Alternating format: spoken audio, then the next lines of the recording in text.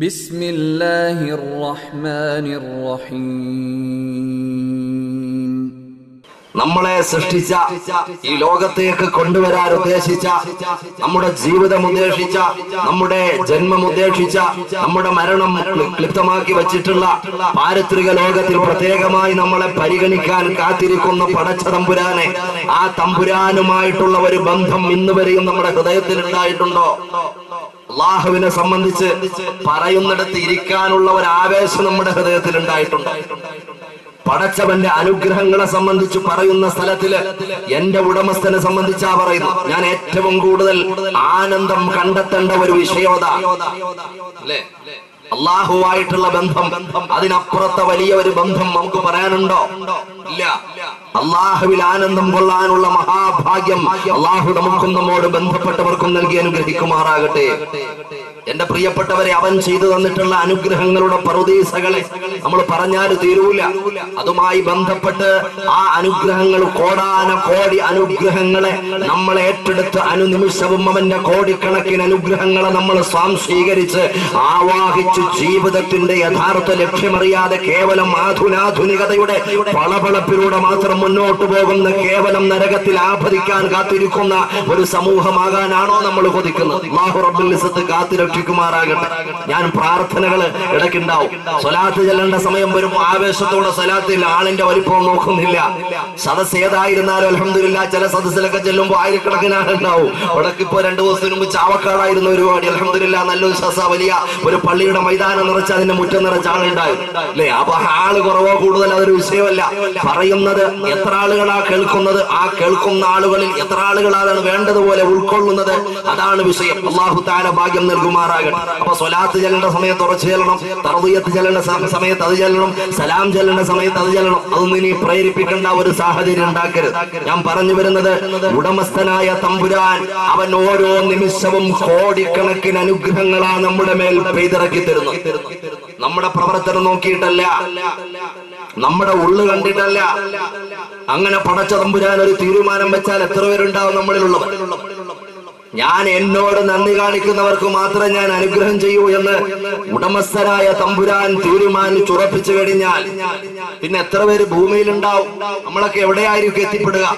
എന്റെ പ്രിയപ്പെട്ട സഹോദരങ്ങളെ, ഓശാരമായി പടച്ചവൻ നമ്മുടെ മേൽ പെയ്തിറക്കി തരുന്ന അനുഗ്രഹങ്ങളെ സംബന്ധിച്ച് ഒന്ന് ഓർക്കാൻ പോലുള്ള സമയം മനുഷ്യനുണ്ടോ? ഓടുകയാ. അവന്റെ ഓട്ടത്തിന്റെ കാൽവെപ്പുകൾ പോലും പടച്ച തമ്പുരാൻ ക്ലിപ്തപ്പെടുത്തി വെച്ചിരിക്കുകയല്ലേ. അതിനപ്പുറത്തേക്കൊന്ന് ചലിപ്പിക്കാൻ പറ്റുമോ? അതിനപ്പുറത്തേക്ക് അവന് ചിന്തിക്കാൻ പറ്റുമോ? അതിനപ്പുറത്തേക്ക് ഒരു ശ്വാസോച്ഛ്വാസം നടത്താൻ പറ്റുമോ? ലാ യസ്തഖിറൂന സഅതൻ വലാ യസ്തഖ്ദിമൂൻ. ഒരൊറ്റ അനുനിമിഷം അങ്ങോട്ടോ അങ്ങോട്ടോ ബിന്ദിക്കൂല. അത്രയും വ്യക്തമായി ശ്വാസോച്ഛ്വാസങ്ങൾ ശ്വസിക്കാനുള്ള ഓക്സിജനും പുറന്തള്ളാനുള്ള കാർബൺ ഡൈ ഓക്സൈഡും വരെ ക്ലിപ്തമാക്കി വെച്ചിരിക്കുന്ന മനുഷ്യനെ സംബന്ധിച്ചിടത്തോളം, ഖബറിനെ കാത്തിരിക്കുന്ന മനുഷ്യനെ സംബന്ധിച്ചിടത്തോളം, പരലോകത്തെ പ്രതീക്ഷിക്കുന്ന മനുഷ്യനെ സംബന്ധിച്ചിടത്തോളം, ഓരോ ദിവസവും കടിയും തോറും മയ്യത്തുകൾ നമ്മുടെ മുമ്പിലൂടെ ലാ ഇലാഹ ഇല്ലല്ലാഹ് എന്ന ഹൃദയത്തെ പിടിച്ചു കുലുക്കി വിലാപത്തിന്റെ കണ്ണീരിൽ കുതിർന്ന ആ തഹ്ലീലുമായി കടന്നു പോകുന്ന ഓരോ രംഗങ്ങളും കണ്ടുവളരുന്ന മനുഷ്യനെ സംബന്ധിച്ചിടത്തോളം, സ്വന്തം യാത്രയെ സംബന്ധിച്ചോ പടച്ചവൻ നൽകുന്നതായ അനുഗ്രഹങ്ങളെ സംബന്ധിച്ചോ അവന് ചിന്തയില്ല. കാര്യമായി ചിന്തിക്കണം.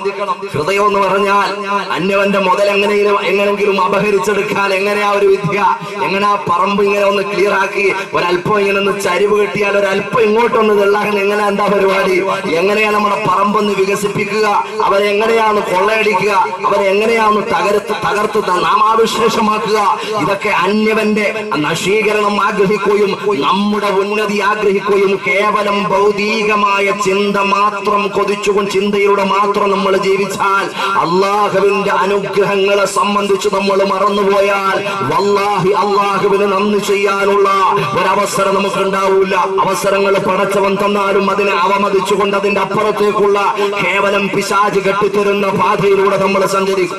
ഞാൻ പറയുന്ന വാക്കുകൾ അതിന്റെ ഗൗരവത്തോടുകൂടി കേൾക്കണമെന്ന് ഞാൻ ഓർമ്മപ്പെടുത്തും. നാം ആദ്യമായി ചിന്തിക്കേണ്ടത് അല്ലാഹു റബ്ബുൽ ഇസ്സത്ത് നമുക്ക് ചെയ്തു തന്ന അനുഗ്രഹങ്ങൾ. ഒരിക്കലും ഈ സദസ്സിൽ സദസ്സിലോ എത്ര നേരം എത്ര വിശാലമായ പ്രൗഢമായ സദസ്സുകളിൽ എത്ര സ്റ്റേജുകളിലും എത്ര പേജുകളിലും അതിനെ സംബന്ധിച്ച് വർത്തമാനം പറഞ്ഞ് എഴുതി കുറിച്ചു വെച്ചാലും തീരൂല്ല. എന്റെ വാക്കല്ല, പരിശുദ്ധമായ ഖുർആൻ അല്ലാഹു റബ്ബുൽ ഇസ്സത്ത് പറയുന്നു, ഇൻ തഅദ്ദു നിഅമത്തല്ലാഹി ലാ തുഹ്സുഹാ. അല്ലാഹു ചെയ്തു തരുന്ന അനുഗ്രഹങ്ങൾ ഉണ്ടല്ലോ, നമുക്കൊന്നും അറിയില്ല, നമ്മൾ ചിന്തിക്കലില്ല. ഒരു ശ്വാസോച്ഛ്വാസം വിടാൻ വേണ്ടി ഓരോ മനുഷ്യനും മണിക്കൂറിൽ ലക്ഷക്കണക്കിന് രൂപ ചെലവാക്കിക്കൊണ്ടിരിക്കുമ്പോ വളരെ സമാധാനത്തോടുകൂടി നമുക്ക് അല്ലാഹു റബ്ബുൽ ഇസ്സത്ത് ആശ്വാസപരമായി ശ്വാസോച്ഛ്വാസം നടത്താനുള്ള അവസരം തന്നപ്പോൾ അവന് വേണ്ടതുപോലെ ഒരു അൽഹംദുലില്ലാഹ് പറയാൻ പോലും നമ്മുടെ ഓട്ടപ്പാച്ചിലടക്ക് നമുക്ക് കഴിയുന്നില്ല. എത്ര വലിയ ധിക്കാരികളാ നമ്മള്, എത്ര വലിയ അഹങ്കാരികളാ നമ്മള്, എത്ര വലിയ അധമന്മാരാ നമ്മള് എങ്ങോട്ടാ പോകുന്നത്? അതുകൊണ്ട് എന്റെ പ്രിയപ്പെട്ട സഹോദരങ്ങളെ, പടച്ച തമ്പുരാൻ പരിശുദ്ധമായ ഖുർആനിലൂടെ ഓർമ്മപ്പെടുത്തുന്നു, അള്ളാഹു ചെയ്തു തന്നിട്ടുള്ള അനുഗ്രഹങ്ങൾ ആരൊക്കെ ഏതൊക്കെ ലോകം മുഴുവനും എഴുതി കുറിച്ചു വെച്ചാലും മുഴുവൻ നാവുകൾ കൊണ്ട് പറഞ്ഞു തീർക്കാൻ ശ്രമിച്ചാലും ഒരൊറ്റ കണക്ക് കൂട്ടുന്ന യന്ത്രം കൊണ്ടും ടെക്നോളജികൾ കൊണ്ടും അള്ളാഹു ചെയ്തു തരുന്ന അനുഗ്രഹങ്ങളെ എണ്ണത്തിട്ടപ്പെടുത്താൻ പറ്റൂല എന്ന് കേവലം എന്റെ വാക്കല്ല, വിശുദ്ധമായ ഖുർആനിൻ തഅദ്ദു നിഅമത്തല്ലാഹി ലാ തുഹ്സുഹാ. അള്ളാഹുവിന്റെ അനുഗ്രഹങ്ങളെ ഒരാൾക്കും എണ്ണിത്തിട്ടപ്പെടുത്താൻ പറ്റൂല. അല്ലേ? എന്തിനാ ഇതിങ്ങനെ തരുന്നത്? എന്തിനാ ഇങ്ങനെ അനുനിമിഷവും അല്ലാഹു റബ്ബുൽ ഇസ്സത്ത് നമുക്ക് അനുഗ്രഹങ്ങൾ ഇങ്ങനെ തരുന്നത്? നമ്മളിങ്ങനെ ആസ്വദിച്ച് കേവലം മൃഗങ്ങളെ പോലെ കന്നുകാലികളെ പോലെ ജീവിച്ച് ചത്തുപോകാനാണോ? അല്ല, വലിയൊരു ലക്ഷ്യമുണ്ട്. ഇൻഷാ അല്ലാഹ് അവസരം ഉണ്ടെങ്കിൽ നമുക്ക് ഇടയ്ക്കൂടെ തിരികെ ഞാൻ അനുഗ്രഹങ്ങളെ എല്ലാം കൂടെ പറയാൻ പറ്റൂല, നിങ്ങൾക്ക് ഉറപ്പാ അല്ലേ? കോടിക്കണക്കിന് നമ്മുടെ ഇപ്പൊ ഈ ഭൂമിയിലുള്ള, ഒന്ന് ചിന്തിക്കണേ, ഗൗരവത്തോടെ മനസ്സിലാക്കണേ, ബന്ധം വിട്ടുപോകരുത്. ഈ ഭൂമിയിൽ വാസ്തവത്തിൽ നമുക്ക് പ്രവിശാലമെന്ന് തോന്നുന്ന ഈ ഭൂമി അല്ലെ, നമുക്ക് വലിയ വിശാലമായിട്ട് തോന്നുക. എന്താ പറഞ്ഞാലും ഞങ്ങൾ ഈ പഞ്ചായത്തിലെ എല്ലാ സ്ഥലത്തും ഒന്നും പോലും കാല് കുത്തിയിട്ടില്ല. ശരിയാ? അത് വേറൊരു ചോദ്യത്തിന് അങ്ങോട്ട് ചോദിക്കേണ്ട ചോദ്യം. മനസ്സിലായില്ല? ഇത് പഞ്ചായത്തല്ലേ? ഈ പഞ്ചായത്തിന്റെ എല്ലാ സ്ഥലങ്ങളിലും എത്തിപ്പെട്ട ഒരാൺകുട്ടി ഈ സദസ്സിലുണ്ട്. എല്ലാ സ്ഥലവും എന്ന് പറഞ്ഞാൽ ഉദ്ദേശിച്ച നിങ്ങൾ ആ ജംഗ്ഷന്റെ പേരല്ല ഞാൻ പറയും. ആ പഞ്ചായത്താകുന്ന ഏകദേശം ഒരു ഭൂമി, ആ ഭൂമിയുടെ പരിസരത്ത് എല്ലാ സ്ഥലത്തും എത്തിപ്പെട്ട ആരെങ്കിലും ഉണ്ടോ? പിന്നല്ലേ തിരുവനന്തപുരം ജില്ലയില്, ആ തിരുവനന്തപുരം ജില്ലയിൽ, പിന്നല്ലേ കേരളത്തിൽ, ഇന്ത്യയിൽ, പിന്നെ നമ്മൾ ലോകത്ത് നമുക്ക് അറിയുന്നതും അറിയാത്തതുമായ എത്രയോ രാജ്യങ്ങൾ. ഇതെല്ലാം കൂടി നമ്മൾ ചിന്തിച്ചാൽ എന്റെ പ്രിയപ്പെട്ട സഹോദരങ്ങളെ, കേവലം ഒരു തുരുത്തു പോലെയാണ് പടച്ച തമ്പുരാൻ സംവിധാനിച്ചിട്ടുള്ളത്. ദ്വീപ് എന്ന് കേട്ടിട്ടുണ്ടോ? ലക്ഷദ്വീപ് എന്നൊക്കെ പറഞ്ഞാൽ അതുപോലെ അത് 4 ഭാഗവും സമുദ്രത്താൽ ചുറ്റപ്പെട്ടു. പക്ഷേ നമ്മളെ ഭൂമിയുടെ ജീവിതം, ഈ ഭൂമിയുടെ ജീവിതം മൊത്തത്തിൽ ടോട്ടലി നമ്മൾ ആലോചിക്കുകയാണെങ്കിൽ ഏകദേശം ഒരു തുരുത്തു പോലെയാണ്. കാരണം 3/4% വെള്ളം കൊണ്ട് ചുറ്റപ്പെട്ടിരിക്കുകയാണ്. അല്ലേ? ഓളങ്ങളൊന്ന് അടിച്ചാൽ മതി, ഒക്കെ അങ്ങ് പോവും. നമ്മൾ ആരും ചിന്തിക്കുന്നില്ല. അപ്പൊ നമുക്ക് പ്രവിശാലമായിട്ട് തോന്നുന്ന ഈ ഭൂമി ഉണ്ടല്ലോ, ഈ ഭൂമിയിലെ 3/4% വരുന്ന ജലമുണ്ടല്ലോ, ഞാൻ പറയുന്നു ഇതുപോലെ കോടിക്കണക്കിന് ജലാശയങ്ങൾ, മറന്നുകൊണ്ട കോടിക്കണക്കിന് ജലാശയങ്ങൾ ഇതുപോലെ, ഇതിന് സമാനം, അതിനപ്പുറത്ത് ഇപ്പൊ തന്നെ പുതിയ പഴയ ശാസ്ത്രത്തിന്റെ നിഗമനം അനുസരിച്ച് ഏതാണ്ട് 1700 കോടി ഭൂമിക്ക് സമാനമായിട്ടുള്ള ഗ്രഹങ്ങൾ അണ്ഡകടാഹത്തിലുണ്ട് എന്നായിരുന്നു. 1700 കോടി, വെറും 1700 അല്ല, 1700 കോടി ഗ്രഹങ്ങൾ ഭൂമിയെ പോലെ അണ്ഡകടാഹത്തിൽ, പ്രപഞ്ചത്തിൽ പടച്ച തമ്പുരാൻ സംവിധാനിച്ചിട്ടുണ്ട് എന്ന് ശാസ്ത്രം പറയുമ്പോ ഏതാണ്ട് ഒരു മാസത്തിനുള്ളിലുള്ള ഒരു പത്രത്തിൽ വന്ന റിപ്പോർട്ട്, ഭൂമിക്ക് സമാനമായ 10,000 കോടി ഗ്രഹങ്ങൾ ഈ അണ്ഡകടാഹത്തിലുണ്ട്. 10,000 കോടി. എന്തുവാകട്ടെ, ഞാൻ പറയുന്നത് ആ കരകാണാ കടലുണ്ടല്ലോ, ആ കടല് പോലെ കോടിക്കണക്കിന് കടലുകൾ ഉണ്ടെങ്കിലും അതിൽ നിന്ന് ഒരു തുള്ളിയെ കോടാന കോടികളായിട്ട് വിഭജിച്ച് ഇനി വിഭജിക്കാൻ പറ്റാത്ത ഒരു സ്റ്റേജിലെത്തുമ്പോൾ അതിന്റെ ഒരു അംശത്തെ മാത്രമാണ് നമ്മൾ അല്ലാഹുവിന്റെ അനുഗ്രഹം എന്ന് പറഞ്ഞ് ഇവിടെ ചർച്ച ചെയ്യുന്നത്. അങ്ങനെയും പറയാൻ പറ്റൂല. അതിനാ ഞാൻ ഇത് പറഞ്ഞത്. അങ്ങനെയും പറയാൻ പറ്റൂല. അത്രയും പ്രവിശാലമായ അനുഗ്രഹം ഒന്ന് മനസ്സിലാക്കാൻ ഞാൻ പറയാ. ഒരു അൽഹംദുലില്ലാഹ് എന്ന് പടച്ചവന്റെ അനുഗ്രഹങ്ങൾക്ക് നമ്മൾ നന്ദിയായിട്ട് പറയാ. അല്ലേ? സാധാരണ നമ്മൾ പറയണ്ടല്ലോ അൽഹംദുലില്ലാഹ്, സുഖമാണെന്ന് ചോദിക്കുമ്പോൾ എന്താ പറയുന്നത്? സാധാരണ അല്ലേ? എന്താ പറയാ? അൽഹംദുലില്ലാഹ്, അൽഹംദുലില്ലാഹ് സുഖം. ഞാൻ ചോദിക്കുന്നു, അള്ളാഹു തന്ന ഒരു സുഖത്തിന് അൽഹംദുലില്ലാ എന്ന് നമ്മൾ പറയുമ്പോ ഈ അൽഹംദുലില്ലാ പറയാൻ ആരാ ആഫിയത്ത് തന്നവൻ? ഈ അൽഹംദുലില്ലാ പറയാൻ നാവിന് ശേഷി തന്നവനാരാ? അൽഹംദുലില്ലാ പറയാൻ അറിവ് തന്നവനാരാ? അൽഹംദുലില്ലാ പറയാൻ അവസരം തന്നവനാരാ? അൽഹംദുലില്ലാ പറയാനുള്ള എല്ലാവിധമായ കരുത്തും കൊടുത്തവൻ കരുണക്കടലായ തമ്പുരാനാ. അപ്പൊ അതിനനുഗ്രഹം ചെയ്യണ്ടേ? അതിന് പിന്നെ അൽഹംദുലില്ലാ പറയണ്ടേ? ഒരൽഹംദുലില്ലാ പോലും വേണ്ടതുപോലെ പറഞ്ഞ് പൂർത്തിയാക്കാൻ നമ്മളെ കൊണ്ടാവില്ല. അത്രയും വിശാലമായ അനുഗ്രഹങ്ങളാ, കോടിക്കണക്കിന് അനുഗ്രഹങ്ങളുടെ പറുദീസയാണ് പെയ്തുകൊണ്ടിരിക്കുന്നത്. മറന്നുപോകണ്ട. ഇതൊക്കെ പടച്ച തമ്പുരാൻ നമ്മോട് ചോദിക്കുമ്പോ നമ്മളിങ്ങനെ കയ്യും കെട്ടി നിന്ന് സമാധാനം പറയണം. കേവലം ഭൗതികമായ ലോകത്തുള്ള കോടതി പോലെയല്ല പടച്ച തമ്പുരാന്റെ കോടതി. അല്ലാഹു കാത്ത് രക്ഷിക്കുമാറാകട്ടെ. എന്റെ പ്രിയപ്പെട്ട സഹോദരങ്ങളെ, അതുകൊണ്ട് പടച്ചവന്റെ സൃഷ്ടിപ്പുമായി ബന്ധപ്പെട്ട ഒരല്പം അനുഗ്രഹം മാത്രം നമ്മൾ പറയാം. വേറെ ഒന്നും എല്ലാം പറയാൻ പറ്റൂലല്ലോ. പടച്ച തമ്പുരാൻ ഈ ലോകത്തേക്ക് നമ്മളെ സൃഷ്ടിച്ചു വിടുമ്പോ അല്ലാഹു അവന്റെ സൃഷ്ടികളിൽ എത്രയോ വൈവിധ്യമാർന്ന സൃഷ്ടി സമൂഹങ്ങളുണ്ട്. കോടിക്കണക്കിന് സൃഷ്ടി സമൂഹങ്ങൾ അല്ലാഹു റബ്ബുൽ ഇസ്സത്തിന്റെ പക്കൽ നടത്തിയിട്ടുണ്ട്, പടച്ചവൻ നടത്തിയിട്ടുണ്ട്. ഞാൻ ചോദിക്കുന്നു, ഗൗരവത്തോടെ ചോദിക്കുന്നു, നിർജീവമെന്ന് കരുതുന്ന ഒരു കല്ലിന്റെ കഷണം, ഒരു പാറയുടെ കഷണം, ആ പാറയുടെ കഷണവും നമ്മളും അള്ളാഹുവിന്റെ സൃഷ്ടികളാണെന്ന ഭാഗത്തിൽ രണ്ടും തത്തുല്യമാണ്. ശ്രദ്ധിക്കണേ, അല്ലെ? ഞാൻ പറഞ്ഞു മനസ്സിലായി. ഒരു പാറ കഷ്ണവും എന്താ അള്ളാഹുവിന്റെ അങ്ങനെ ഒരു ശരി. ഞാനിങ്ങനെ പറയാം, ഞങ്ങളിങ്ങനെ ബ്ലിഞ്ചസ് ചെയ്യാന്ന് പറഞ്ഞിരിക്കുക, അത് പറ്റൂല. നമ്മൾ അങ്ങോട്ടും ഇങ്ങോട്ടും ഒരു ബന്ധം വേണം. അങ്ങനെ ഒരു ചടങ്ങിന് വന്ന ആളല്ല എന്ന് ഞാൻ ആദ്യം തന്നെ ആമുഖമായി പറഞ്ഞു. ഞാൻ ഈ ആ ഭാഗത്തേക്ക് പോകുന്നില്ല. എന്തെങ്കിലുമൊക്കെ നമുക്ക് ചർച്ച ചെയ്തിട്ട് എന്റെ ഹൃദയത്തിലും നിങ്ങളുടെ ഹൃദയത്തിലൊക്കെ മാറ്റം ഉണ്ടാവണം. അല്ലാഹു ഭാഗ്യം നൽകുമാറാകട്ടെ. അതുകൊണ്ട് എന്തെങ്കിലും പ്രതികരിക്കുന്നത് സന്തോഷമുള്ള ഒരു പ്രശ്നവുമില്ല. ഇതാ ഞാൻ പറഞ്ഞത്, ഒരു കല്ലിന്റെ കഷ്ണം, നിർജീവമെന്ന് നമ്മൾ മനസ്സിലാക്കുന്ന ഒരു കല്ലിന്റെ കഷ്ണവും നമ്മളും അള്ളാഹുവിന്റെ സൃഷ്ടി എന്നുള്ള ഭാഗത്തിൽ തുല്യരാണ്. അതും അള്ളാന്റെ സൃഷ്ടിയാ, നമ്മളും അള്ളാന്റെ സൃഷ്ടി. ആ ഭാഗത്തിൽ തുല്യമല്ലേ? ഒരു സംശയ കാര്യത്തിൽ വേണ്ട. അങ്ങനെ തന്നെയാ. നിങ്ങളെ കൊടുക്കാനൊന്നുമല്ല ചോദിച്ചത്, അങ്ങനെ തന്നെയാണ്. എന്റെ പ്രിയപ്പെട്ട സഹോദരങ്ങളെ ആലോചിച്ച് നോക്കി. അതും അള്ളാഹുവിന്റെ സൃഷ്ടിയാ, നമ്മളും അള്ളാഹുവിന്റെ സൃഷ്ടിയാ.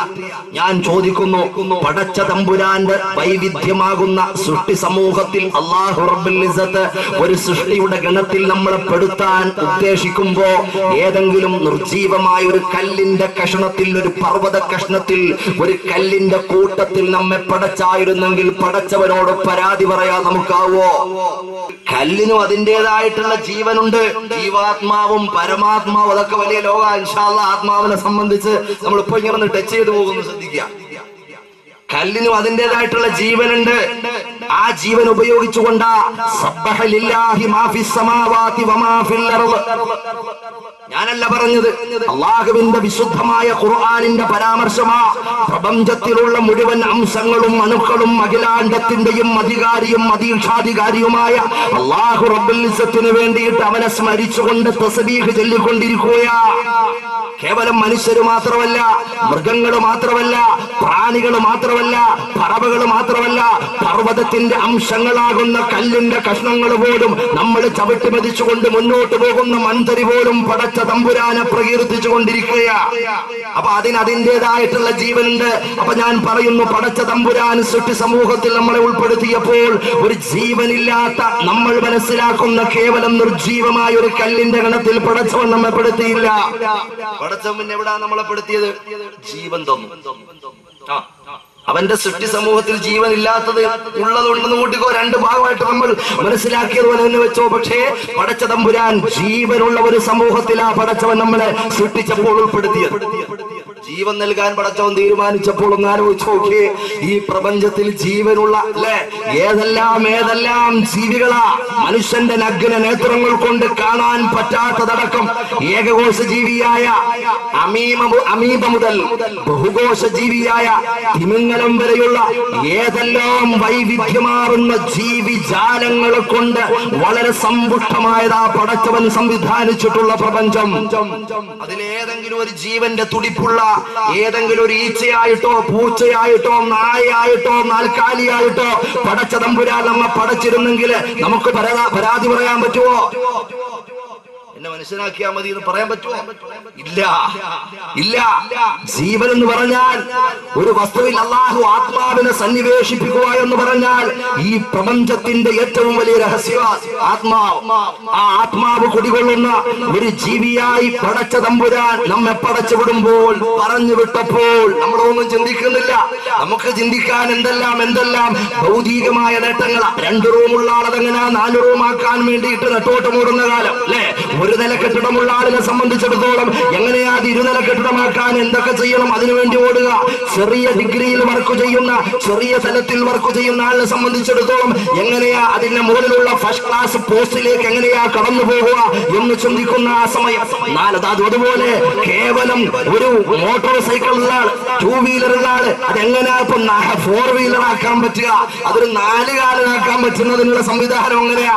ഇങ്ങനെ പറമ്പും വീടും പരിസരവും തൊഴിലും പണവും ആധുനികതയുടെ പളപളപ്പും എല്ലാം വികാസത്തിലേക്ക് അതിന്റെ വിസ്ഫോടനമെന്ന് കേവലം അല്ലാഹുവിന്റെ ഖുർആൻ പറയുന്നു. ഇതൊക്കെ ദുനിയാവിന്റെ വർണ്ണമാണ്. അൽമാലു വൽ ബനൂന സീനത്തുൽ ഹയാത്തിദ് ദുനിയാ. ദുനിയാവിൽ അസ്തമിച്ചു പോകുന്ന തീരുന്ന കേവലം ഭൗതികമായ പളപ്പളപ്പിൽ മാത്രം ചിന്തിച്ച് അഖിലാണ്ടത്തിന്റെയും ഉടമസ്ഥനായ തമ്പുരാൻ അനശ്വരമായി ഒരുക്കി വെച്ചൊരുക്കുന്ന സ്വർഗം നഷ്ടപ്പെടുത്താൻ അവരോടി നടക്കുന്നത്. പടച്ചവൻ കാത്തുരക്ഷിക്കുമാറാകട്ടെ. അള്ളാഹുവിന്റെ അനുഗ്രഹങ്ങളെ സംബന്ധിച്ച് ചിന്തിക്കാനുള്ള സമയമില്ല, പറയുന്നിടത്തൊന്നും ഇരിക്കാനുള്ള സമയം പോലുമില്ല, അതിനെ വേണ്ടതുപോലെ ഒന്ന് സമീപിക്കാനുള്ള സന്ദർഭം പോലുമില്ലാത്ത മനുഷ്യൻ തിരക്ക് പിടിച്ച ഓട്ടത്തില. പടച്ച തമ്പുരാൻ നമ്മെ കാത്തുരക്ഷിക്കുമാറാകട്ടെ. അപ്പൊ എന്താ? അള്ളാഹു നമുക്ക് ജീവൻ നൽകി അല്ലേ? ജീവൻ എന്ന് പറഞ്ഞാൽ നമ്മൾ ആലോചിച്ച് നോക്കിയ വലിയ വലിയ ജീവന്റെ വില ചെറുതാണോ? ജീവന്റെ വില ചെറുതാണോ? വലിയ വലിയ വനാന്തരങ്ങളിൽ വലിയ വെള്ളപ്പൊക്കമുണ്ടായിട്ട്, ഉരുൾപൊട്ടലുണ്ടായിട്ട് നിങ്ങൾക്ക് പറയുമ്പോ പെട്ടെന്ന് മനസ്സിലാവും. അങ്ങനെയുള്ള വനാന്തരങ്ങളിൽ ഉൾപ്പൊട്ടലും അതുപോലെയുള്ള വലിയ പ്രകൃതിയുടെ പ്രതിഭാസമുണ്ടായിട്ട് ജലാശയങ്ങളും ആ വനാന്തരത്തിലൂടെ ഒഴുകുന്ന അരുവികളും കര കവിഞ്ഞൊഴുകിക്കൊണ്ട് നമ്മൾ നോക്കിയാൽ അറിയാം, അതിലൂടെ കാട്ടാനകൾ ചത്തുപൊങ്ങിയിട്ട് ഒഴുകുന്നുണ്ടാവും. വലിയ ജലപ്രളയം ഉണ്ടായ വനാന്തരത്തിന്റെ നടുവിലൂടെ ഒഴുകുന്ന അരുവികളും അതുപോലെ ജലാശയങ്ങളിലൂടെ നോക്കിയാൽ വലിയ വലിയ കാട്ടുമൃഗങ്ങൾ ചത്തൊടുങ്ങിയിട്ട് അതിന്റെ മേൽപ്പരപ്പിലൂടെ ഒഴുകുന്നുണ്ടാവും. ടൺകണക്കിന് ഭാരമുള്ള വലിയ കാട്ടുവൃക്ഷങ്ങൾ മറിഞ്ഞു വീണ് കുത്തൊഴുക്കിനോടൊപ്പം അതിന്റെ താളവും പരപ്പും അതിന്റെ താളത്തിനൊത്ത് അതിന്റെ രാഗത്തിനൊത്ത് മുന്നോട്ട് പോകുന്നുണ്ടാവും അല്ലേ? കാട്ടാന, ടൺകണക്കിന് ഭാരമുള്ള കാട്ടാന, പുലി എല്ലാ സൈസ് സാധനവും ചത്തൊഴുകുന്നുണ്ട്. എന്നാലൊന്ന് ശ്രദ്ധിച്ച് അതിന്റെ ഉള്ളിലേക്കൊന്ന് നോക്കിയാൽ, ശ്രദ്ധിച്ചതിന്റെ ഉൾഭാഗത്തേക്കൊന്ന് കണ്ണോടിച്ചു കഴിഞ്ഞാൽ സുബ്ഹാനല്ലാഹ്, നമ്മുടെ കൈയിന്റെ വെള്ളയിൽ വെക്കാൻ പറ്റുന്ന തുച്ഛമായ ഗ്രാം മാത്രം ഭാരമുള്ള പരൽ മത്സ്യമുണ്ടല്ലോ. കേവലം ഗ്രാം മാത്രം ഭാരമുള്ള പരൽ മത്സ്യം, അതാ വലിയ വലിയ ടൺ കണക്കിന് ഭാരമുള്ള കാട്ടാന കൂട്ടങ്ങൾ ജലത്തിന്റെ ആ ഒഴുക്കിനോടൊത്ത് അതിന്റെ താളത്തിനൊത്ത് ഇങ്ങനെ ഒഴുകി പോകുമ്പോൾ ആ കുത്തൊഴുക്കിനെതിരെ നീന്തിപ്പടച്ച് മുന്നോട്ട് പോകുന്ന കേവലം ഗ്രാം മാത്രം വലിപ്പമുള്ള ഭാരമുള്ള പരൽ മത്സ്യം തുടിച്ച് മുന്നോട്ട് പോകുന്നതായി കാണാം. എന്താ കാര്യം? കാട്ടാനയുടെ റൂഹ് പോയി, ജീവൻ പോയി. ഇതിന്റെ ജീവനുണ്ട്. ജീവൻ ചെറിയ കാര്യമല്ല. അതിനാ ഞാൻ ഓർമ്മപ്പെടുത്തിയത്. പടച്ച തമ്പുരാൻ നമുക്ക് ജീവൻ നൽകി, മറന്നു പോകണ്ട. ജീവൻ നൽകിയപ്പോൾ അല്ലാഹു തആല എന്ത് ചെയ്തു? ഏതെങ്കിലും നാൽക്കാലികളിലോ ഏതെങ്കിലും മത്സ്യക്കൂട്ടങ്ങളിലോ പറവക്കൂട്ടങ്ങളിലോ ജന്തു ജീവജാലങ്ങളിലോ പെടുത്താതെ പടച്ചവൻ ഈ ഭൂമിയെ പണിതൊരുക്കിയത് ആർക്ക് വേണ്ടിയിട്ടാണോ? മനസ്സിലാക്കേണ്ടതാ അല്ലേ? ലഖദ് കറംനാ ബനി ആദം. മലക്കുകളെക്കാളും വലിയ പവറുള്ള മനുഷ്യൻ. എല്ലാ മനുഷ്യർക്കും പവറുണ്ട്, എല്ലാ മനുഷ്യർക്കും പവറുണ്ട്. അതുകൊണ്ട് മാനുഷികമായ പരിഗണനയോടുകൂടി തന്നെയാണ് പരിശുദ്ധമായ ഖുർആൻ ലോകത്തോട് ഇടപെട്ടിട്ടുള്ളത്. മനുഷ്യൻ അല്ലാഹു വേണ്ട പവർ കൊടുത്തിട്ടുണ്ട്. അവൻ ക്രൈസ്തവന, ജൂതന, മജൂസിയ, അല്ലെങ്കിൽ മതമില്ലാത്തവന, നിരീശ്വരവാദി, അതുകൊണ്ട് മാറി നിൽക്കട്ടെ ഇല്ല. ഇന്നാ ഖലഖനാകും, വിശുദ്ധമായ ഖുർആന മുഴുവൻ ലോകത്തിലുള്ള മനുഷ്യ മാനവിക സമൂഹത്തെ വിളിച്ചുകൊണ്ട് അല്ലാഹുവിന്റെ ഖുർആൻ പറയുന്നു, ഇന്നാ ഖലഖനാകും മിൻ ദക്കരിൻ വ ഉൻസാ വജഅൽനാകും ശുഊബൻ വഖബായില ലിതആറഫു. എല്ലാവരെയും ആൺ പെണ്ണിണകളായിട്ട് നിങ്ങളെ മനുഷ്യരെ നിങ്ങളെ സൃഷ്ടിച്ചിട്ടുണ്ട്. എന്നിട്ട് അല്ലാഹു അവസാനം കൊണ്ടുവച്ചത് എന്താ അറിയോ? അതിൽ നിന്ന് എന്തായാലും പടച്ചവന്റെ അനുഗ്രഹങ്ങൾക്കനുസരിച്ച് നന്ദി ചെയ്യുന്ന ഒരു സമൂഹത്തെ മാറ്റി നിർത്തിയില്ലെങ്കിൽ അതൊരു നീതിയല്ല. അതുകൊണ്ട് അല്ലാഹു പറയുന്നു ഇന്ന അക്രമക്കും ഇൻദല്ലാഹി അത്ഖാക്കും. ഇന്ന അക്രമക്കും ഇൻദല്ലാഹി അത്ഖാക്കും. സംഭവം ഇങ്ങനെ ആണും പെണ്ണുവാ എല്ലാ മതക്കാരും ഉണ്ട്. വ്യത്യസ്ത ഗോത്രക്കാരും ഭാഷക്കാരും ദേശക്കാരും വർണ്ണക്കാരും വൈജാത്യങ്ങളുടെ ഒരുപാട് നീണ്ട നിര തന്നെയുള്ളപ്പോൾ അല്ലാഹു ഒരു ടീമിനെ ഇങ്ങ് മാറ്റുന്നു. ഒരു ടീമിനെ ഇങ്ങ് മാറ്റുക. അവൻ കറുത്തവനാകട്ടെ, അവൻ വെളുത്തവനാകട്ടെ, അവൻ പാശ്ചാത്യനാകട്ടെ, അവൻ പൗരസ്ഥനാകട്ടെ, അവൻ തൊഴിലാളിയാകട്ടെ, മുതലാളിയാകട്ടെ, അടിമയാകട്ടെ, ഉടമയാകട്ടെ, ആരും ആകട്ടെ, അവനെ ഇങ്ങ് മാറ്റുക. ഇന്ന അക്രമക്കും ഇൻദല്ലാഹി അത്ഖാക്കും. പടച്ചവന്റെ അടുക്കൽ പരിഗണനയുള്ള മനുഷ്യരുടെ വിഭാഗമേതാ? പടച്ചവനെ സൂക്ഷിച്ച് അല്ലാഹുവിന്റെ അനുഗ്രഹങ്ങളെ അവമതിക്കാതെ ആ അനുഗ്രഹങ്ങളെ അവലംബിച്ച് അതിന് നന്ദി ചെയ്യുന്ന നന്ദിയുള്ള അടിമയുണ്ടല്ലോ. ആ അടിമകൾ തഖ്വയുള്ളവർ അവർ അല്ലാഹുവിന്റെ അടുക്കൽ പരിഗണനയുള്ളവരാണ്. അപ്പൊ പടച്ച തമ്പുരാൻ ഈ ലോകത്തേക്ക് നമ്മളെ ജീവന്റെ തുടിപ്പ് നൽകുമ്പോ കേവലം നാൽക്കാലിയായി പടച്ച തമ്പുരാന് പടക്കാതെ അല്ലാഹു ഏത് വിഭാഗത്തിലാണ് നമ്മളെ പെടുത്തിയിട്ടുള്ളത്? അല്ലാഹുവിന്റെ സൃഷ്ടി സമൂഹത്തിൽ ഏറ്റവും ഉന്നതനായ മനുഷ്യ വിഭാഗത്തിൽ പെടുത്തിയപ്പോ ആലോചിച്ച് നോക്കിയേ. ഞാൻ ഈ പറഞ്ഞതുപോലെ എത്ര വിഭാഗം ഈ ലോകത്ത് ജീവിക്കുന്നുണ്ട് ശ്രദ്ധിക്കണം. എത്ര വിശ്വാസ പ്രമാണങ്ങളുള്ളവരുണ്ട്. ഒരുപാട് ദൈവങ്ങളുണ്ട് എന്ന് പറയുന്നവർ, തീരെ തന്നെ ദൈവം ഇല്ല എന്ന് പറയുന്നവർ, അല്ലേ? ഇങ്ങനെ ഒരുപാട് വിശ്വാസ പ്രമാണങ്ങൾ വെച്ചു പുലർത്തുന്നവരുണ്ട്. മനുഷ്യനായിട്ട് പടച്ച തമ്പുരാൻ നമ്മെ പടച്ചപ്പോൾ അല്ലാഹു റബ്ബുൽ ഇസ്സത്ത് നമ്മളെ എവിടെപ്പെടുത്തിയത്? അള്ളാഹുവിനെ അംഗീകരിക്കുന്ന പടച്ച തമ്പുരാനെ അംഗീകരിക്കുന്ന ഉലകത്തിന്റെ ഉടമസ്ഥനായ അല്ലാഹു റബ്ബുൽ ഇസ്സത്തിനെ വേണ്ടതുപോലെ അംഗീകരിക്കുന്ന മനുഷ്യരിൽ അല്ലാഹു നമ്മെ പെടുത്തി. നമ്മളാരും അധ്വാനിച്ചിട്ടാണോ, ചോദിച്ചിട്ടാണോ, ഏതെങ്കിലും ഒരു ബോക്സിൽ പരാതിപ്പെട്ടിയിൽ ഒരു ലെറ്റർ കൊണ്ടിട്ടിട്ടാണോ? അല്ല. അള്ളാഹുവിന്റെ കാരുണ്യം, അള്ളാഹുവിന്റെ ഉദ്ദേശം, അള്ളാഹുവിന്റെ കോടിക്കണക്കിന് അനുഗ്രഹങ്ങളിൽ ഏറ്റവും വലുത് എന്ന് പറയേണ്ട വലിയൊരു അനുഗ്രഹം അല്ലേ? ഹിദായത്ത് എന്ന് പറയുന്ന വെളിച്ചം അള്ളാഹു നമുക്ക് നൽകി. ശ്രദ്ധിക്കണേ, ആ പോയിന്റ് ഇങ്ങനെ പറഞ്ഞു വരുമ്പോ അവിടെ തീരുന്നില്ല. കാരണം എന്താ? മനുഷ്യോൽപത്തിയുടെ നായകൻ അബൂന അബുൽ ബസർ ആദം. ഞാൻ ആദ്യം പറഞ്ഞു അലൈഹിസ്സലാമും സ്വലാത്തും സദർലിയത്തും ഒക്കെ ഇടയ്ക്ക് നിങ്ങൾ അങ്ങ് എന്റെ കൂടെ അങ്ങ് ജോയിൻ ചെയ്ത് ഉറച്ചങ്ങ് പറയണം. പിശാച് ശൈത്താനൊക്കെ ഉണ്ട്, ഓടി ദൂരെ പോയിക്കോട്ടെ. മഹാനായ മനുഷ്യോൽപത്തിയുടെ നായകൻ അബൂന അബുൽ ബസർ ആദം അലൈഹിസ്സലാത്തു വസ്സലാം മുതൽ അന്ത്യപ്രവാചകരായ പ്രപഞ്ചത്തിന്റെ പ്രകാശ ഗോപുരമേ മുഹമ്മദുർ റസൂലുള്ളാഹ് സല്ലല്ലാഹു അലൈഹി വസല്ലമ തങ്ങൾക്ക് മുമ്പ് മുതൽ ലക്ഷത്തിൽ പരം വരുന്ന പ്രവാചകന്മാരുടെ കോടാനകോടി അനുയായികൾ മുസ്ലിമീങ്ങളായിരുന്നില്ലേ?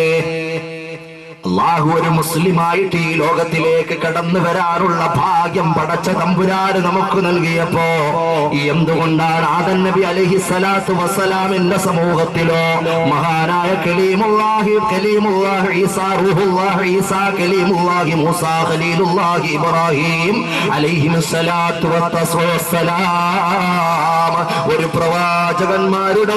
പ്രവാചകന്മാരുടെയും കോടാനകോടി അനുയായികൾ ലോകത്ത് ജീവിച്ചു പോയിട്ടുണ്ട്. പക്ഷേ അവരിൽ ഒരാളുടെയും അനുയായിയായി പടച്ച തമ്പുരാന് നമ്മെ പറഞ്ഞു വിട്ടിട്ടില്ല. ഒരു മുസ്ലിമായി ലോകത്തേക്ക് കടന്നു വരാൻ അള്ളാഹു ഭാഗ്യം നൽകിയപ്പോൾ അള്ളാഹു എവിടെയാണ് നമ്മളെ ചേർത്ത് നിർത്തിയത്? വളരെ വ്യക്തമായി ഗൗരവത്തോടെ ചിന്തിക്കേണ്ട ഒരു പോയിന്റാ. ഒരു മുസ്ലിമാക്കി നമ്മളെ സൃഷ്ടിപ്പിന്റെ ഭാഗമായിട്ട് ബന്ധപ്പെട്ട കോടിക്കണക്കിന് അനുഗ്രഹങ്ങളുടെ അംശം മാത്രമാണ് പറയുന്നത്. എങ്ങും എത്തൂല്ല എന്റെ പ്രിയപ്പെട്ടവരെ. ചില ചിന്തക്കുള്ള വഴിമരുന്നാ ഞാൻ ഇടുന്നത്. കൂടുതൽ ചിന്തിക്കേണ്ടതും അധ്വാനിക്കേണ്ടതും നാമാണ്. പിന്നീട് അതിനെ സംബന്ധിച്ച് ഓർത്തുകൊണ്ട് മുന്നോട്ട് കരുതലോടെയുള്ള കാൽവെപ്പ് നടത്താനുള്ള കാരണമായിട്ടാ ഇത് ഞാൻ പറയുന്നത്. അല്ലാ നിന്റെ തൃപ്തിക്ക് വേണ്ടിയുള്ള സദസ്സാക്കണേ അല്ലാ. ഇതാണ് എന്റെ പ്രിയപ്പെട്ട സഹോദരങ്ങളെ, ഗൗരവത്തോടൊന്ന് ആലോചിച്ചു നോക്ക്. പടച്ച തമ്പുരാൻ നമുക്ക് ആത്മാവ് തന്നപ്പോ, നമുക്ക് റൂഹ് തന്നപ്പോ, നമ്മളെ മനുഷ്യനാക്കിയപ്പോ കേവലം എന്റെ പ്രിയപ്പെട്ടവരെ, ഞാൻ ആദ്യം പറഞ്ഞു ആത്മാവിനെ സംബന്ധിച്ച് പറയുമ്പോൾ അതിനെ സംബന്ധിച്ച് ടച്ച് ചെയ്തു പോകാമെന്ന് ഞാൻ പറഞ്ഞു. ഞാനൊന്ന് ഓർമ്മപ്പെടുത്തുന്നു, കേവലം നമ്മൾ ഈ കൊണ്ട് നടക്കുന്ന ആത്മാവുണ്ടല്ലോ, ലോകത്തിലെ ഏറ്റവും വലിയ അനുഗ്രഹവും ഏറ്റവും വലിയ അതാ രഹസ്യങ്ങളുടെ കലവറയായ ആത്മാവുണ്ടല്ലോ, നാം പേര് നടക്കുന്ന ആത്മാവ്. ആ ആത്മാവിനെ സംബന്ധിച്ച് ജസ്റ്റ് സാന്ദർഭികമായി ഒന്ന് മനസ്സിലാക്കണം. ഞാൻ എന്റെ വിഷയം വിട്ട് മറ്റൊന്നിലേക്ക് പോവുകയല്ല, സാന്ദർഭികമായിട്ട് ഞാനൊന്ന് ഓർമ്മപ്പെടുത്തുകയാ. ഏറ്റവും വലിയ രഹസ്യമെന്ന് ഈ സദസ്സിനെ കൊഴിപ്പിക്കാൻ വേണ്ടി ഞാൻ വെറുതെ അതര വ്യായാമം നടത്തുന്നതല്ല.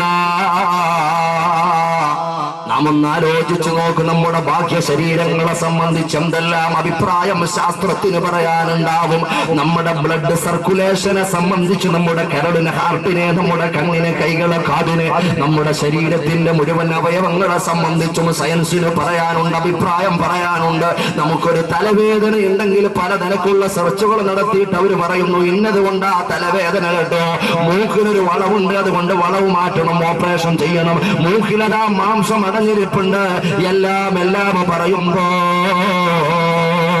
എന്റെ പ്രിയപ്പെട്ട സഹോദരങ്ങളെ, അവരോട് മുഴുവൻ സയന്റിസ്റ്റുമാരെയും മുഴുവൻ ഗവേഷകന്മാരെയും മുഴുവൻ ബിരുദവും ബിരുദാനന്തര ബിരുദങ്ങളുടെ അക്ഷരമാല കൂട്ടങ്ങളെ സ്വന്തം പേരിനോട് മേമ്പടി ചേർത്ത് എഴുതി വെച്ചിട്ടുള്ള ലോകത്തിലെ മുഴുവൻ ബുദ്ധിജീവികളെയും ഒരു സമുച്ചയത്തിൽ ഒരുമിച്ച് കൂട്ടിയിട്ട് അവരോടൊന്ന് ചോദിച്ചു നോക്ക്. ഞങ്ങളുടെ കണ്ണിനെ കാണാൻ സഹായിക്കുന്ന, ഞങ്ങളുടെ കാതുകളെ കേൾപ്പിക്കാൻ സഹായിക്കുന്ന, ഞങ്ങളുടെ നാവുകളെ പറയാൻ സഹായിക്കുന്ന, ഞങ്ങളെ മുന്നോട്ട് നടത്തിക്കൊണ്ടുപോകുന്ന, കാലുകളെ നടത്താൻ സഹായിക്കുന്ന ആത്മാവെന്ന് പറയുന്ന അതീവ രഹസ്യമുണ്ടല്ലോ, അതിനെ സംബന്ധിച്ചൊന്ന് പറഞ്ഞു തരുമോ? ഞങ്ങളുടെ ബോഡികളെ സംബന്ധിച്ചെല്ലാം നല്ലതുപോലെ നിങ്ങൾ പറഞ്ഞു തരുന്നുണ്ട്. ആത്മാവിന്റെ നിറമെന്താ, ആത്മാവിന്റെ രുചി എന്താ, ആത്മാവിന്റെ ഭാവം എങ്ങനെയാ, ആത്മാവിന്റെ പിണ്ഡം എത്രയാ, ശരീരത്തിൽ ഏത് രൂപത്തിലാ ആത്മാവ് കുടികൊള്ളുന്നത്, ഏത് ഭാഗത്തിലാ കൂടുതലുള്ളത്, അത് പരന്നു കിടക്കുകയാണോ അതോ ഒരു ഭാഗത്ത് മാത്രമാണോ, അതിന്റെ വിശപ്പെന്താ, അതിന്റെ ദാഹമെന്താ, അതിന്റെ രോഗമെന്താ, അതിന്റെ ആരോഗ്യാവസ്ഥ എന്താ,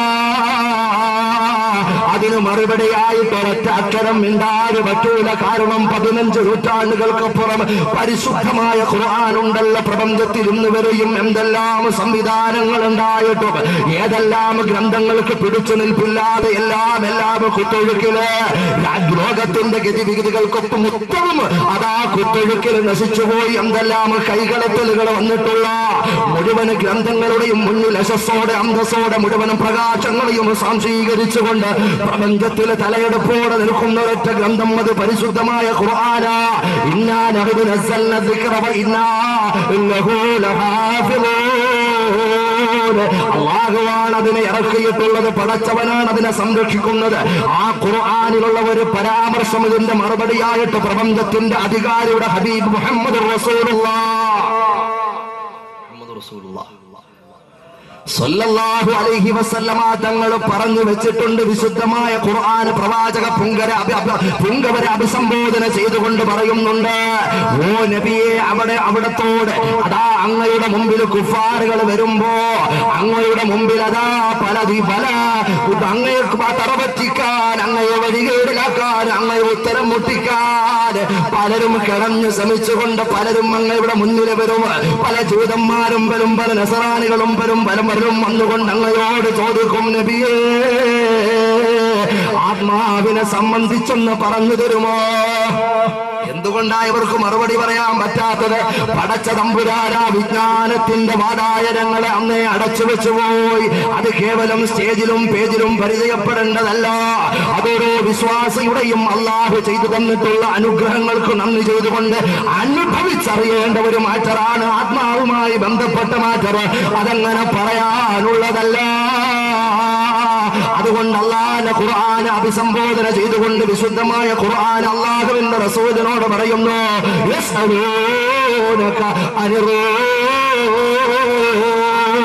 നബിയേ അങ്ങയോട് നബിയോട് ആത്മാവിനെ, റൂഹിനെ, സോളിനെ, സ്പിരിറ്റിനെ സംബന്ധിച്ചവർ വന്ന് ചോദിക്കുമ്പോ അങ്ങ് ആ വിജ്ഞാനത്തിന്റെ വികായസിനെ തുറന്നു കൊടുക്കരുത്. കാരണം പറഞ്ഞു കൊടുത്താൽ അവരുടെ ഉള്ളിൽ കയറൂല, അവർക്ക് ഉൾക്കൊള്ളാൻ പറ്റൂല. അതത്രയും വലിയ അത്ഭുതമാ. അതുകൊണ്ട് അതിന്റെ മറുപടിയായിട്ട് അങ്ങ് എന്താണ് പറയേണ്ടത്? ഖുൽ അർറൂഹു മിൻ അംരി റബ്ബീ. അതെന്റെ റബ്ബിന്റെ കാര്യമാ, അതെന്റെ പടച്ചവന്റെ കാര്യമാ, അതെന്റെ ഉടമസ്ഥന്റെ കാര്യമാ. അത് ഞാൻ തുറന്നു തരൂല. ഈ മറുപടി പറയണമെന്ന് അള്ളാന്റെ റസൂലിനോട് പരിശുദ്ധനായ അല്ലാഹു റബ്ബുൽ ഇസ്സത്ത് മുമ്പ് പറഞ്ഞു വെച്ചപ്പോ എന്തെല്ലാം കണ്ടുപിടുത്തങ്ങൾ ഉണ്ടായിരുന്നാലും ആർക്കും കണ്ടുപിടിക്കാൻ പറ്റാത്ത വിശുദ്ധമായ ഖുർആനിനപ്പുറത്തൊരു വാക്ക് പറയാൻ പറ്റാത്ത, ഒരു എക്സ്റേയിലും തെളിയൂല, ഒരു സ്കാനിങ്ങിലും ആത്മാവ് തെളിയൂല. ആ ആത്മാവെന്ന അനുഗ്രഹം അല്ലാഹു റബ്ബുൽ ഇസ്സത്ത് നമുക്ക് തന്നില്ലേ? ഞാൻ കൂട്ടത്തിലൊന്ന് ഓർമ്മപ്പെടുത്തിയ അല്ലേ? മുസ്ലിമാക്കിയപ്പോൾ തന്നെ അല്ലാഹു റബ്ബുൽ ഇസ്സത്ത് എന്റെ പ്രിയപ്പെട്ട സഹോദരങ്ങളെ എവിടെയാ നമ്മളെ പെടുത്തിയത്? ഓരോ പ്രവാചകന്മാരും ആഗ്രഹിച്ച സ്ഥാനം. ഒരു മുസ്ലിമായിട്ട് പടച്ചവൻ നമ്മളെ ഉൾപ്പെടുത്തിയപ്പോൾ നമ്മൾ മുമ്പേ പറഞ്ഞതുപോലെ അള്ളാഹുവിനോട് ഏതെങ്കിലും ഒരു മുൻകഴിഞ്ഞ പ്രവാചകന്മാരുടെ അനുയായിയായിട്ട് അവരുടെ ഒരു മാതാവിന്റെ ഗർഭാശയത്തിൽ നമ്മളെ സന്നിവേശിപ്പിക്കാമായിരുന്നു. പക്ഷേ പടച്ച തമ്പുരാൻ എവിടെയാ കൊണ്ടുവന്ന് വെച്ചത്? ഹുവൽ ഹബീബുല്ലദീ തുർജാ ശഫാഅതുഹു لكل هول من الأهوال مقتحبي مولاي صل وسلم دائما أبدا على حبيبك خير الخلق كلهم. പ്രപഞ്ചത്തെപ്പെടുക്കാൻ കാരണക്കാരനായ നബി മുഹമ്മദ് മുസ്തഫ സല്ലല്ലാഹു അലൈഹി വസല്ലം ആകാശമെന്ന മേലാപ്പും ആകാശമെന്ന നീലാകാശത്തിലൂടെ പറന്നു പോകുന്ന പറവകളെയും തിരമാലകളുടെ അടിത്തട്ടിലുള്ള കോടിക്കണക്കിന് അത്ഭുതങ്ങളെയും പ്രപഞ്ചത്തിന്റെ ചേതന അചേതന ഗോചര അഗോചര വസ്തുക്കളെയും പടയ്ക്കാൻ പണിതീർക്കാൻ കാരണക്കാരനായ പ്രപഞ്ചം ഒരാൾക്ക് വേണ്ടിയിട്ടാണോ ഏതൊരാളിന്റെ കാരണമായിട്ടാണോ അള്ളാഹു സംവിധാനിച്ചിട്ടുള്ളത്? മലക്കുകളെ പടയ്ക്കാൻ കാരണക്കാരനായ നബിയാ, പരലോകത്തെ പടക്കാൻ കാരണക്കാരനായ നബിയാ. എന്റെ പ്രിയപ്പെട്ടവരെ, വെറുതെ പറയുന്നതല്ല, തെളിവുകളുടെ അടിസ്ഥാനത്തിലാ പറയുന്നത്. മഹാന്മാരുടെ കിതാബുകളുടെ ഉദ്ധരണികളുടെ അടിസ്ഥാനത്തിലാ പറയുന്നത്. ആഴത്തിലേക്ക് ഞാൻ കടന്നു പോകുന്നില്ല. എന്റെ പ്രിയപ്പെട്ടവരെ, നരകത്തെ സ്വർഗത്തെ പടക്കാൻ കാരണക്കാരനായ നബിയാ, മുഴുവൻ ചരാചരങ്ങളെയും പടക്കാൻ കാരണക്കാരനായ നബിയാ ഹബീബ് മുഹമ്മദ് റസൂലുള്ളാഹ് സ്വല്ലല്ലാഹു അലൈഹി വസല്ലമ തങ്ങളുടെ സമുദായത്തിലൊരു അംഗമായിട്ട് നമ്മളെ പടച്ചവൻ സൃഷ്ടിച്ചയച്ചപ്പോൾ നമുക്ക് അല്ലാഹു ചെയ്തു തന്നിട്ടുള്ള ഏറ്റവും വലിയ നിഅമത്ത് അല്ലേ? മഹാനായ ആദം നബി അലൈഹിസ്സലാം അല്ലാഹുവിനോട് ചോദിച്ചിട്ടുണ്ട്, പടച്ചവനെ അവസാന കാലഘട്ടത്തിൽ വരാനുള്ള അല്ലാഹുവിന്റെ ഹബീബ് മുഹമ്മദ് റസൂലുള്ളാഹ് സല്ലല്ലാഹു അലൈഹി വസല്ലമ തങ്ങളുടെ ഒരു അനുയായിയാകാനുള്ള ഭാഗ്യം എനിക്ക് കിട്ടിയിട്ടില്ലല്ലോ. കലീമുല്ലാഹി മൂസാ നബി അലൈഹിസ്സലാം, റൂഹുല്ലാഹി ഈസാ, ഖലീലുല്ലാഹി ഇബ്രാഹിം നബി അലൈഹിസ്സലാത്തു വസ്സലാം അടക്കമുള്ള പല പ്രവാചക പ്രമുഖരും പടച്ച തമ്പുരാനോട് ചോദിച്ചിട്ട് അല്ലാഹു അവർക്ക് കൊടുക്കാതെ പോയ ഭാഗ്യമുണ്ടല്ലോ. ആരോടും ചോദിക്കാതെ ഒരിറ്റ് കണ്ണുനീരും നമ്മൾ നിന്ന് വീഴ്ത്താതെ അല്ലാഹു റബ്ബുൽ ഇസ്സത്ത് നമുക്ക് തന്നപ്പോ നമ്മൾ വഹിക്കുന്ന സ്ഥാനമേതാ? പൊന്നുമോനെ, നീ ഒന്ന് ചിന്തിക്ക. ആ സ്ഥാനവുമായിട്ടല്ലേ ജുമാ ദിവസം ജുമായും മുടക്കിയിട്ട് പൊന്നുമോനെ നിന്റെ ഇഷ്ടതാരത്തിന്റെ പടം റിലീസാകുമ്പോ സിനിമാ കോട്ടയിൽ ക്യൂ ഉണ്ടല്ലോ. ആരൊക്കെ അടിച്ചാലും പിടിച്ചാലും പിന്നിലേക്ക് വലിച്ചാലും ഉടുപ്പ് വലിച്ചു കീറിയാലും തോളിൽ കൂടി ചവിട്ടിപ്പോയാലും ഏതെല്ലാം പോലീസുകാരന്റെ ലാത്തി ചാർജ് ഉണ്ടായിരുന്നാലും ചലിക്കാതെ വളരെ ദൃഢനിശ്ചയത്തോടെ ഇന്നത്തെ ടിക്കറ്റ് എനിക്ക് കിട്ടണമെന്നുള്ള ഉറച്ച തീരുമാനത്തോടെ നീ നിൽക്കുമ്പോ നീ കേറിയിട്ടുള്ള സ്ഥാനത്തിന്റെ വലിപ്പം ആലോചിച്ചു നോക്ക്. പൊന്നുമോള്, മഗ്‌രിബ് ഇശാഇന്റെ ഇടയ്ക്കുള്ള സമയം മുൻഗാമികളായ മഹദിമാരെ ഒരു തസ്ബീഹ് മാല മറിച്ച് നിസ്കാരപ്പായലിരിക്കുമ്പോ ആ വായ നനയുന്ന നിലക്ക് കണ്ണുനീരിൽ ചാലിച്ച പ്രാർത്ഥനയുമായി പടച്ച തമ്പുരാനിന്റെ മുന്നില് അതാ എല്ലാം അർപ്പിച്ച് സമർപ്പിച്ച് നല്ല ഭാവത്തിലിരിക്കുമ്പോ തസ്ബീഹ് മാലക്ക് പകരം പൊന്നുമോളെ നിന്റെ കയ്യിലുള്ളത് 150 250 ചാനലുകളുള്ള റിമോട്ട് കൺട്രോളുമായിട്ട് നിന്റെ വീട്ടിലിരുന്നാൽ നീ പേറിയിട്ടുള്ള സ്ഥാനമെന്ന് ആലോചിച്ചു നോക്കൂ. അല്ലാഹുവിന്റെ റസൂലിന്റെ ഉമ്മത്തിയാകാനുള്ള ഭാഗ്യം തന്നില്ലേ? അത് മാത്രം ഒരു ദിവസം പറയേണ്ടതാ. അള്ളാഹു വേണ്ടതുപോലെ കാര്യങ്ങൾ മനസ്സിലാക്കാനും പടച്ചവൻ നൽകിയ അനുഗ്രഹത്തിന് ശുക്ർ ചെയ്യാനും അള്ളാഹു ഭാഗ്യം നൽകുമാറാകട്ടെ. ആ സ്ഥാനവും പേരിട്ട് നടക്കുക, ഒരു ചെറിയ അധ്വാനം പോലും വേണ്ടതുപോലെ നമ്മുടെ ഭാഗത്തുനിന്ന് ഉണ്ടാകാൻ നമ്മൾ നടക്കുക ഇല്ല എന്ന് പറയാൻ പറ്റുമോ? അല്ലേ? ചില ആളുകൾ പറയും ഉസ്താദ് ഉദ്ദേശിക്കുന്നൊന്നുമല്ല, ഞങ്ങൾ കാര്യമായിട്ട് അധ്വാനിക്കുന്നവരാ, ഞങ്ങൾ വേണ്ടതുപോലെ അള്ളാഹുവിന്റെ അനുഗ്രഹങ്ങൾക്ക് നന്ദി ചെയ്യുന്നവരാ, ഞങ്ങൾ വേണ്ടതുപോലെ പടച്ചവന്റെ അനുഗ്രഹങ്ങൾക്ക് ശുക്ർ ചെയ്യുന്നവരാ. ഞങ്ങൾ ഒരുപാട് നിസ്കരിക്കുന്നുണ്ട്, ഒരുപാട് നോമ്പെടുക്കുന്നുണ്ട്, ഒരുപാട് സുന്നത്തായ കർമ്മങ്ങൾ ചെയ്യുന്നുണ്ട്, ഒരുപാട് സുഹൃത്തുക്കളുമായി ബന്ധപ്പെട്ട് മുന്നോട്ട് പോകുന്നവരാ. ഒക്കെ അള്ളാഹു സ്വീകരിക്കുമാറാകട്ടെ. അതെപ്പോഴാണ് അതിന്റെ വലിപ്പം? അത് നമ്മൾ ചിന്തിച്ചുകൊണ്ട് മുന്നോട്ട് പോകുമ്പോ നമ്മൾ ഓർക്കാതെ പോകുന്ന ഒരു വിഷയമുണ്ട്. ഇൻഷാ അല്ലാഹ് നമുക്ക് അടുത്ത പോയിന്റിൽ അത് പറയാം. പടച്ചവന് അനുഗ്രഹങ്ങൾക്ക് നന്ദി ചെയ്യുന്ന ഒരു പോയിന്റ് വരുന്നുണ്ട്. അവിടെ ഇൻഷാ അല്ലാഹ് നമുക്കൊന്ന് പറയാം. അള്ളാഹു വേണ്ടതുപോലെ കാര്യങ്ങൾ ചിന്തിച്ചു മനസ്സിലാക്കി പ്രവർത്തിച്ച് പ്രതിഫലിപ്പിക്കാൻ അള്ളാഹു ഭാഗ്യം നൽകുമാറാകട്ടെ.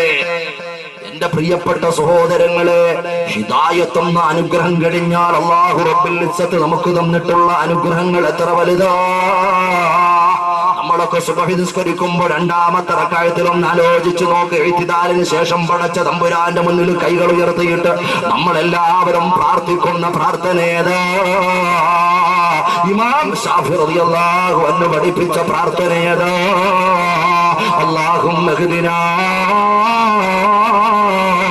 فيمن هديت وعافنا فيمن عافيت وتولنا فيمن توليت. ആദ്യമെന്താ നമ്മൾ പറയുന്നത്? അല്ലാഹുമ്മ ഹ്ദിനാ ഫീമൻ ഹദൈത, പടച്ചവനെ നീ സന്മാർഗം ശ്രദ്ധിച്ച മുത്തഖീങ്ങളുടെ സൽപാന്താവിൽ ഞങ്ങളെ നീ ചേർത്തു തരണേ അല്ലാഹ്. രണ്ടാമത് ഹിദായത്ത് കഴിഞ്ഞാൽ നമ്മൾ പ്രാർത്ഥിക്കുന്ന പ്രാർത്ഥനയേതാ? അല്ലാഹുമ്മ ആഫിനാ ഫീമൻ ആഫൈത. അല്ലാഹുവേ, ശാരീരികമായിട്ടുള്ള സൗഖ്യം കിട്ടിയ ആരോഗ്യമുള്ള ആളുകളുണ്ടല്ലോ, ആഫിയത്തുള്ള ആളുകളുണ്ടല്ലോ, അതിൽ ഞങ്ങളെ ചേർക്കണേ അല്ലാഹ്. നമ്മൾ വിചാരിക്കുന്നത് പോലെ ചെറിയ അനുഗ്രഹമല്ല അല്ലാഹു ഈ സദസ്സിലേക്ക് നമുക്ക് തന്ന കാലുകൾ കൊണ്ട് നടന്നു വരാൻ അല്ലാഹു തന്ന അനുഗ്രഹമുണ്ടല്ലോ. അത് ചെറിയ അനുഗ്രഹമായി നമ്മൾ കണക്കാക്കരുത്. കാലില്ലാത്തവനെ അതിന്റെ ബുദ്ധിമുട്ടറിയോ?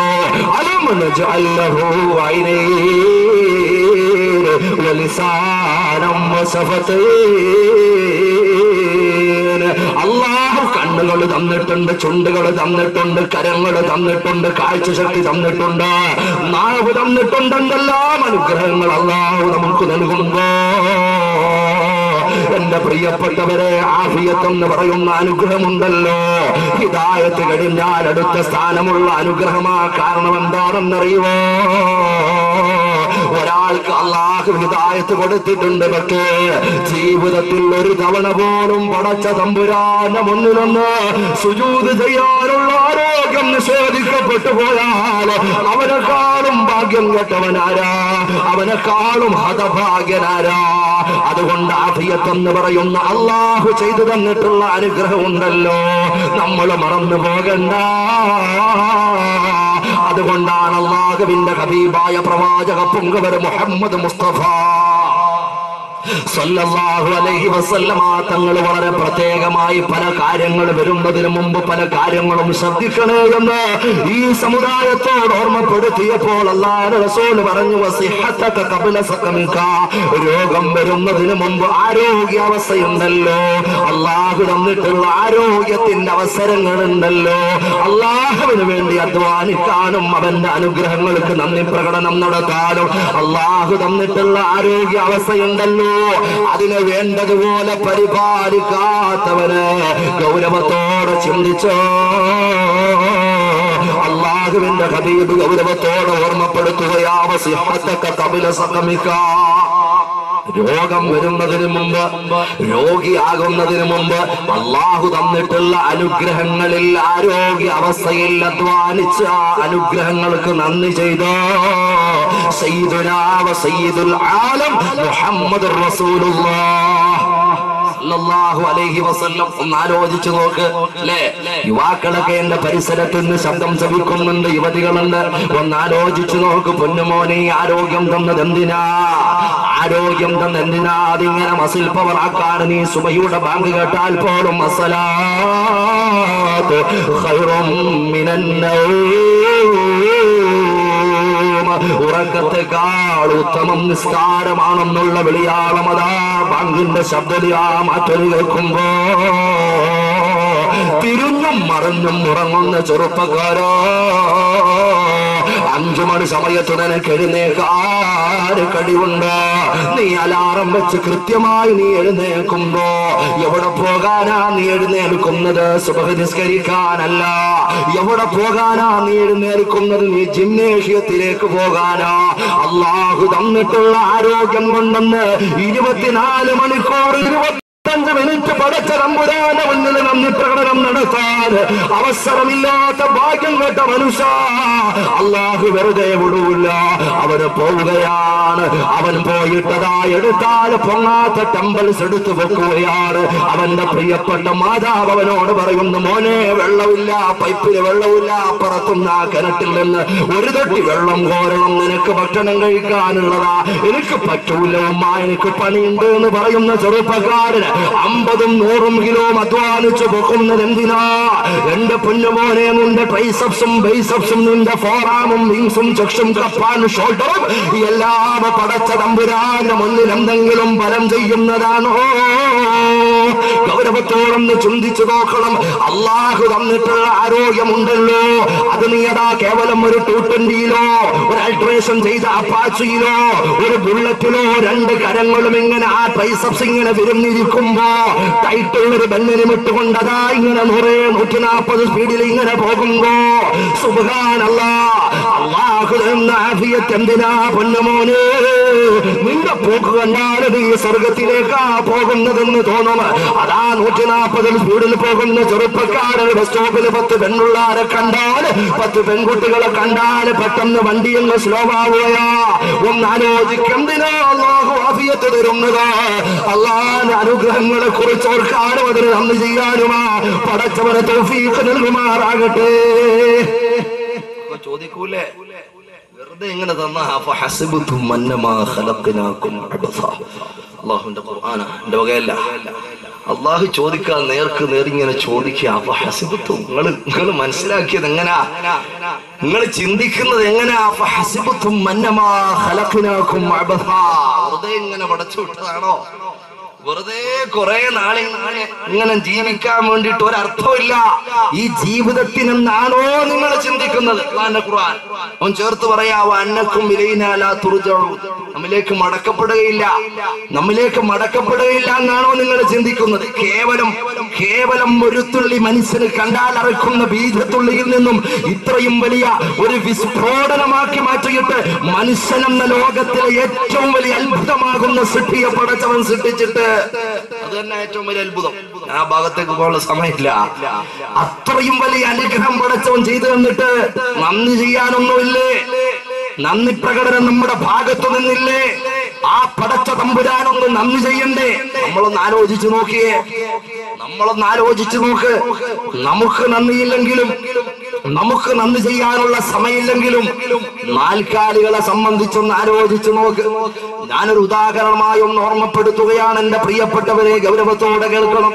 നമ്മൾ കഴിക്കുന്ന ഭക്ഷണമുണ്ടല്ലോ, നമ്മുടെ ടേബിളിന്റെ വേസ്റ്റ് നമ്മുടെ ടേബിളിൽ നിന്ന് നമ്മൾ ഭക്ഷണം കഴിച്ച് ഭക്ഷണ തളികളിൽ നിന്നും എഴുന്നേറ്റ് പോകുമ്പോ നമ്മുടെ പ്രിയപ്പെട്ട ഭാര്യ വന്നുകൊണ്ട് ആ ടേബിളിൽ കിടക്കുന്ന വേസ്റ്റൊക്കെ വലിച്ചു വാരി അതാ കൊണ്ടുപോയിട്ട് ഒരു പാത്രത്തിലാക്കിയിട്ട് വീടിന്റെ പിന്നാമ്പുറത്ത് അടുക്കളയുടെ ഭാഗത്തിലേക്ക് പുറത്തേക്ക് എറിയുമ്പോ കഴിക്കുന്ന ഭക്ഷണമുണ്ടല്ലോ, നമ്മുടെ ടേബിളിന്റെ വേസ്റ്റ് നമ്മുടെ ടേബിളിൽ നിന്ന് നമ്മൾ ഭക്ഷണം കഴിച്ച് ഭക്ഷണ തളികളിൽ നിന്നും എഴുന്നേറ്റ് പോകുമ്പോ നമ്മുടെ പ്രിയപ്പെട്ട ഭാര്യ വന്നുകൊണ്ട് ആ ടേബിളിൽ കിടക്കുന്ന വേസ്റ്റൊക്കെ വലിച്ചു വാരി അതാ കൊണ്ടുപോയിട്ട് ഒരു പാത്രത്തിലാക്കിയിട്ട് വീടിന്റെ പിന്നാമ്പുറത്ത് അടുക്കളയുടെ ഭാഗത്തിലേക്ക് പുറത്തേക്ക് എറിയുമ്പോ ആ വിശപ്പോടുകൂടി നിൽക്കുന്ന നായുണ്ടല്ലോ, ആ നായ നീ കൊടുത്ത ആ ഭക്ഷണമുണ്ടല്ലോ, വേസ്റ്റ് ഉണ്ടല്ലോ, അതെല്ലാം ഒപ്പിയെടുത്ത് കടിച്ചിട്ടതാ മണത്ത് നിൽക്കുമ്പോ അടുത്ത ദിവസവും പെങ്ങളെ നീ അറിയുന്നില്ല പിന്നെയും കൊണ്ടുവന്ന വിശടുമ്പോ ഇങ്ങനെയാ നായുടെ വിശപ്പടക്കുന്നെങ്കിൽ നീ പോലും അറിയാതെ നായ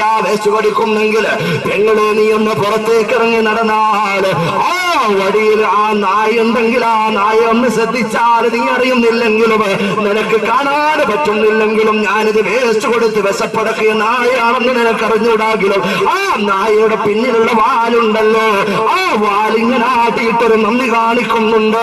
എന്റെ പ്രിയപ്പെട്ടവരെ, ആ നായക്കുള്ള നന്ദി ഉണ്ടല്ലോ ഉടമസ്ഥനായ തമ്പുരാന്റെ മുന്നിൽ നമുക്ക് വെക്കാനുണ്ടോ?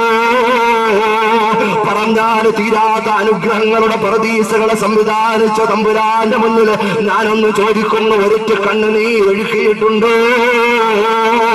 പടച്ചവനെ, ഇന്നല്ലെങ്കിൽ നാളെ പാതിരാവും പകലും ഒരുപോലെയുള്ള കബറിടമുണ്ടല്ലോ.